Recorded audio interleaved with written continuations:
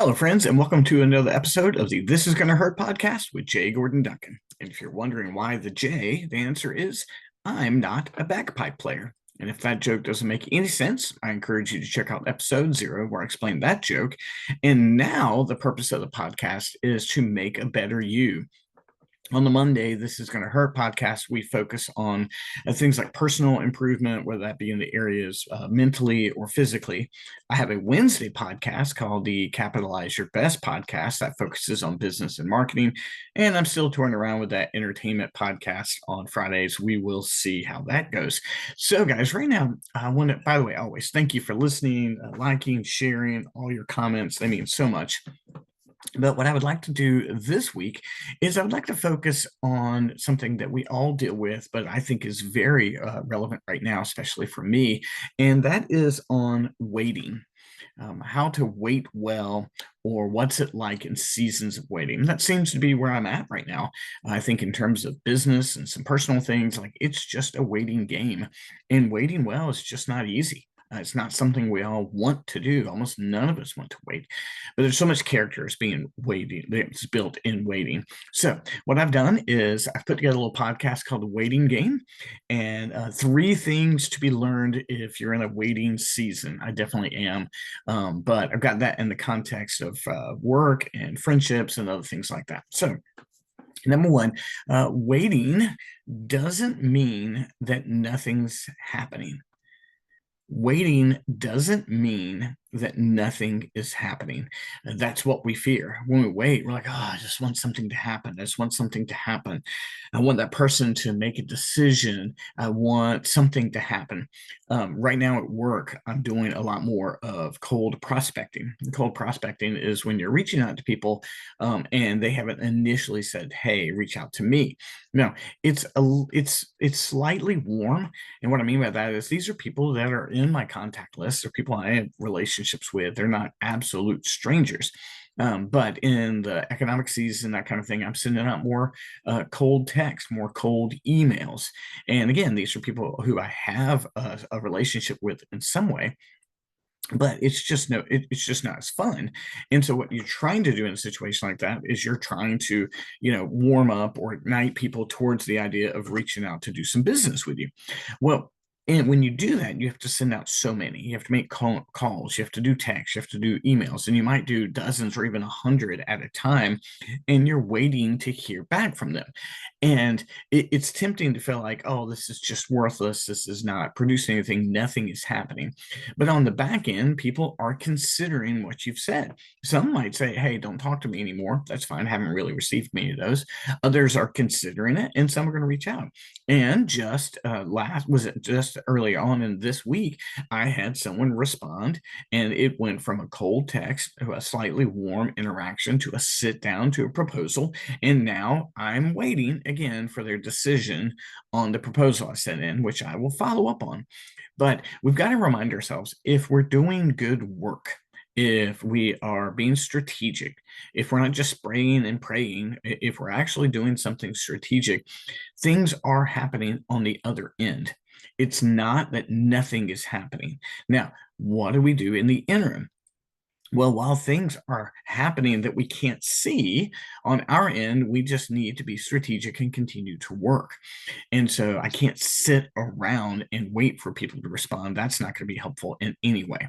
So, number one is we got to remind ourselves this: waiting doesn't mean that nothing's happening. We're just allowing for people on the other end to respond and make their decision or get back to us. So, number two, relationships can thrive during imperfect times or during seasons of silence. That one's a tough. When you're waiting to hear back from friends or you're waiting for interaction with people that you care about, it's amazingly frustrating. Like, why would they not respond? Why would they not follow up? And we've got to remember that relationships have seasons. Even intimate relationships have seasons where you're sometimes it's very warm and sometimes it's colder, and it doesn't mean that a relationship has gone cold or disappeared. It actually can be a season of health. Now, sometimes relationships just go away. And in cases like that, that's just up for us to make the adjustment and to own our own heart's responsibility in that. But a season of waiting can be something that causes a relationships to thrive. Relationships have to find their timing. And also, people are busier doing other things. We would like for people to be thinking about us more. We would like for people to make us a priority, but sometimes it's just a matter of waiting, even in the most intimate of relationships, waiting for people to change or grow. It does not happen in our timing. So a relationship can thrive during those seasons, but it's something that we have to grow patient in waiting and trusting. Okay, if this is a relationship that has a true solid foundation, then it's going to go through different forms, and we have to trust that season. Sometimes those relationships don't thrive, but relationships of depth most often do. And so we have to be patient in our end and know that things can thrive during those seasons. And then three, inner strength has really grown in seasons of patience. Inner strength really grows in seasons of patience. Well, what that means is that we have to learn how to wait well. Well, what does that mean? Well, it means teaching ourselves to not be dependent upon other people's response. It means continuing to better and grow ourselves with the availability of time or in the interim. It means always pursuing self growth and I mean, the word gets overused, but self care. It means growing while we're waiting, not to be indifferent to the response, but to be healthy no matter the response. This is often what's most difficult, that we're waiting for things in business and we're waiting for things in relationships, and it just eats us alive. You might have an upset stomach, or you might become obsessed, or you might, whatever the case may be. But inner strength really grows in this. I want to be a person who is incredibly strong. I want to be a person that is counted on. I want to be a person that can be trusted for dependability. I want to be a person who can grow a business and can be healthy in relationships. It's only going to come through waiting.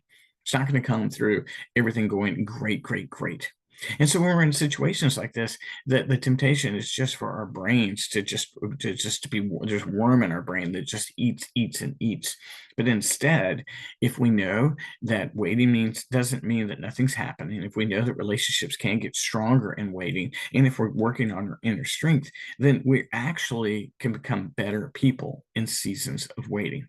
So let me summarize what I've been talking about. In the waiting game, there's three things to be learned. One, personally, waiting doesn't mean that nothing's happening. Trust that something's happening on the other end. Two, relationships can thrive in seasons of waiting. We're allowing each person to grow in the space they need. And three, this is really the area where inner strength is developed, in the waiting. So, friends, I hope if you are in a season of waiting, it's one where you are growing and thriving. I hope your stomach's not hurting. I hope it's not eating you alive. I hope you're not constantly checking your phone. But if it's a difficult season for yourself in that, just remember that you can trust that things are happening. Two, you can grow in relationships in season like this. And three, work on your own inner strength, improve your thinking, improve your activity, make sure you're not just bound to sit and wait and wait and wait. And when you do that, you've got a great chance to thrive in a season of waiting. So I hope this has been helpful. Let me know. Send me your feedback. I'm trying to keep these nice and easy episodes around 10 minutes or less, unless, of course, we bring in a guest, which we've got coming in soon. And I'm also hoping that I can create these podcasts into smaller chunks that I can share with others, smaller bite-sized pieces that I can send out that would actually be helpful. So, folks, let me know what you're thinking about how we're doing here in the format. I can't wait to get your feedback. I appreciate you checking in every single week, and I look forward to talking to you again next week. Thanks, friends. Bye-bye.